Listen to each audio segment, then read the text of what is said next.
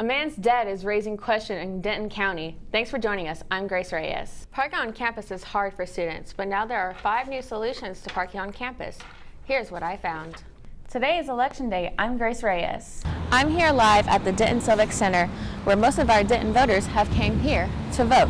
On October 26th, Denton Mayor Chris Watts publicly announced the city would join the national campaign to end veteran homelessness by 2020.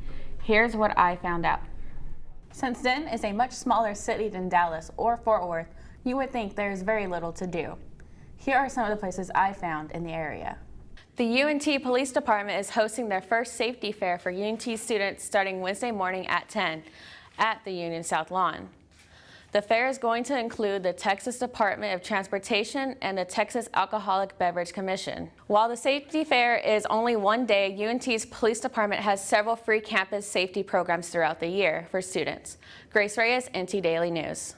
The Mayor's Challenge to End Veteran Homelessness is an initiative that was launched in June of 2014. A total of 65 communities across 33 different states have accomplished this goal. It's our goal to sort of join that challenge and see if we can get every veteran in a home. Part of the Denton's goal is to help identify homeless people in the community by having their information documented through a list that prioritizes veterans based on their housing needs. Joining this particular initiative just helps put some public support around helping veterans get housed as our priority population. Only 48 veterans are homeless, and this initiative hopes to have none in the Denton County by 2020. I'm really positive that we can do this. 48 may sound like a lot, 48 veterans, but in the scheme of things, it's definitely doable, especially if you consider, like we have the number of resources for veterans that already exist. Those resources include street outreach, rental assistance, the VA, and Catholic charities.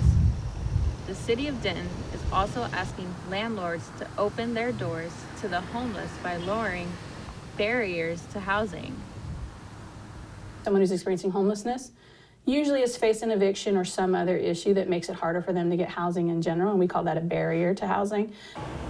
UNT has helped some of their homeless veterans as well on campus.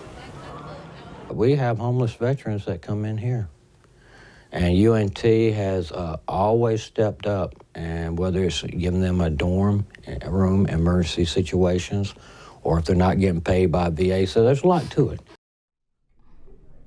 To help homeless veterans, you can donate money online at United Way of Denton County. Trista Moxley, the transportation specialist, is working with her team to create new ways students can park at UNT. Valet parking is something that we're getting ready actually to implement on campus. It'll be a new program that we'll be doing as a pilot. Moxley hopes to have valet parking within the year. It will be at the Union. In the meantime, she's teaching new students about parking. We sat down with freshmen and basically went over the rules and said, here's where you can park, here's where you can't park, here's what you need to know about parking so that you don't get a citation. Parking officials are also promoting awareness to students about tickets. A new policy gives students a warning sticker before their car gets towed.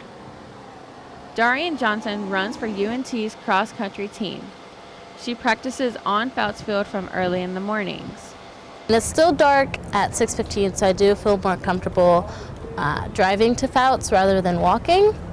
And upon arrival one morning from one of the courses that we had went to, I found that I had a ticket on my car. And Johnson has a reserved resident sticker. This means she can only park in certain parking lots. Fouts is not one of them, and she says it's not fair. It's a facility that we use to practice from, and I got a ticket. In an emailed statement, Director of Athletics Eric Capper says they're working through several issues with UNT for its student athletes. UNT President Neil Smotrix wants students like Johnson to take advantage of the alternatives on campus. We've got zip cars, we've got VO rides for bicycles for kids to get around, and we also, well, of course, the regular transportation system that we have set up. Smalltrek says that after the new track soccer complex is built, Beltsfield will be torn down to create 1,100 more parking spots. It's not clear when construction on those new parking spots at Feltfields will begin.